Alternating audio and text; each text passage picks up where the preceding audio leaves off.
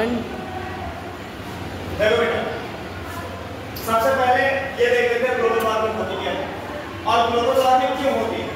आप सबको पता है ग्लोबल वार्मिंग क्यों होती है, बताइए। ग्रीन हाउस इफेक्ट, बहुत बढ़िया। तो पहले ग्रीन हाउस इफेक्ट देख लेते हैं। ग्रीन हाउस इफेक्ट होता क्या है। ये हमारी क्या है, अर्थ है। क्या है, अर्थ। अब यहाँ पे मान लो सन है, ठीक है।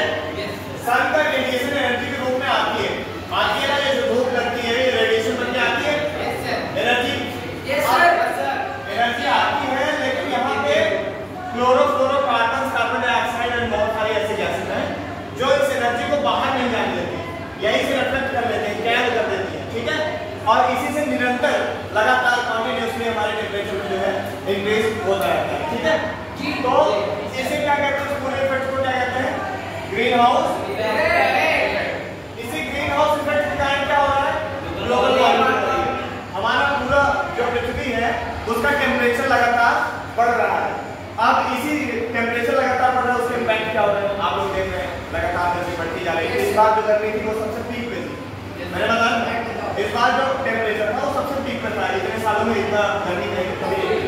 तो लगातार टेम्परेचर में जो वृद्धि हो रही है उसको कहते हैं ग्लोबल वार्मिंग। किसके कारण, ग्रीन हाउस इफेक्ट के कारण। अब ways to minimize the effect of global warming, ये जो ग्लोबल वार्मिंग हो रहा है अभी तो जितना हो गया उतना तो क्या ही कर सकते हैं, लेकिन आगे हम क्या करें कि ये ग्लोबल वार्मिंग इसी पे रुकी रहे, ज्यादा ना मिनिमाइज कर सके इसके इफेक्ट को, ठीक है। तो उसके लिए हम कौन कौन सा ऑप्शन यूज कर सकते हैं। नंबर 1 है use renewable energy. Renewable energy का यूज करना। अब आपको मैंने दो टाइप के सोर्सेज पढ़ाए एनर्जी सोर्सेज, एक रिन्यूएबल, दूसरा नॉन रिन्यूएबल। रिन्यूएबल किसे कहते हैं, जिनको हम बार बार यूज कर सकते हैं, जैसे सोलर एनर्जी, विंड एनर्जी, ठीक है। और नॉन रिन्यूएबल किसे कहते हैं, जिनको एक बार अगर यूज कर लिया और वो खत्म हो गया उनको हम बार बार प्राप्त नहीं कर सकते, जैसे पेट्रोलियम हो गया, ठीक है। ये कई सालों के वर्षों के बाद बने, इतना बने होने के बाद हम इनको यूज कर रहे हैं करते जा रहे हैं। जब ये खत्म हो जाएंगे इनको इंस्टेंटली बनाना मुश्किल है, इनको बनने में फिर कई करोड़ साल लग जाएंगे, हजारों साल, ठीक है। तो हम क्या करें, use renewable energy, renewable energy का यूज करें। अब रिन्यूएबल एनर्जी को यूज करने का क्या फायदा है, जितने भी रिन्यूएबल एनर्जी होते हैं उनसे पोल्यूशन कम होता है, कार्बन डाइऑक्साइड उनसे कम निकलता है। लेकिन नॉन रिन्यूएबल एनर्जी में कार्बन डाइऑक्साइड निकलता है, जैसे पेट्रोलियम हो गया, पेट्रोलियम जब भी चलेगा उससे कार्बन डाइऑक्साइड निकलेगा, ठीक है। और क्लोरोफ्लोरोकार्बन जो हमारे एसी यूज कर रहे हैं, रेफ्रिजरेटर यूज कर रहे हैं, इनसे निकलता है, ठीक है।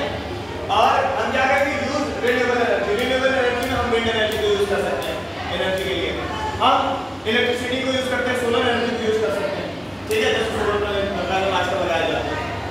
और यूज ऑफ ई व्हीकल्स, सबसे ज्यादा पोल्यूशन का जो मात्रा है ना वो दो ही जगह से आ रहा है। एक आ रहा है कंपनी से, इंडस्ट्री से, जो कंपनियां बड़ी बड़ी बना रही हैं, प्रोडक्शन में बहुत सारे ईंधन की खपत हो रही है, ठीक है।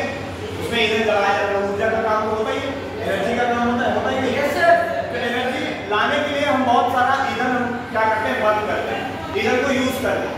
अब जब भी हम नॉन रिन्यूएबल एनर्जी को यूज करेंगे तो कार्बन डाइऑक्साइड निकलेगा, और उससे क्या होगा, पॉल्यूशन होगा, कार्बन डाइऑक्साइड निकलेगा, ग्लोबल वार्मिंग बढ़ेगी। उनको क्या करना चाहिए, दो चीजें करनी चाहिए। पहली बात तो कंपनीज में ऐसा करें कि कार्बन पे टैक्स लगाया जाए। ये देखो यहाँ पे 4 कार्बन पे टैक्स लगाया जाए, कार्बन एमिशन पे, ताकि वो फिल्टर आउट कर सकें, फिल्टर लगा सकें पीछे लगे हुए जो उनका होता है। और सबसे ज्यादा जरूरी ये है कि हम यूज ऑफ इलेक्ट्रिक व्हीकल्स, जो सब हम कार चलाते हैं, बस चलाते हैं, सब डीजल पेट्रोल चलते हैं, और इनमें क्या होता है, कार्बन डाइऑक्साइड निकलता है। ये सभी नॉन रिन्यूएबल एनर्जी से चलते हैं, पेट्रोल या डीजल सब नॉन रिन्यूएबल एनर्जी है, ठीक है।